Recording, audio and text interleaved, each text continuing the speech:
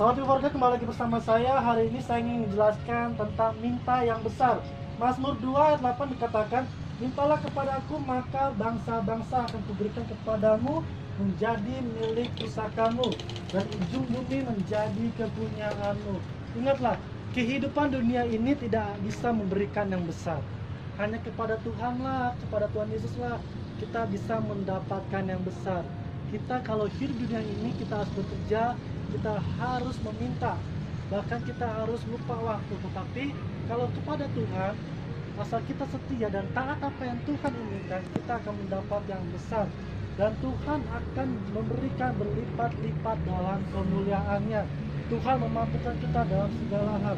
Ingat, jika seseorang tahu kepada siapa ia meminta, ia tak akan memohon hanya sekedarnya saja. Tuhan Yesus memberkati kita semua. Amin.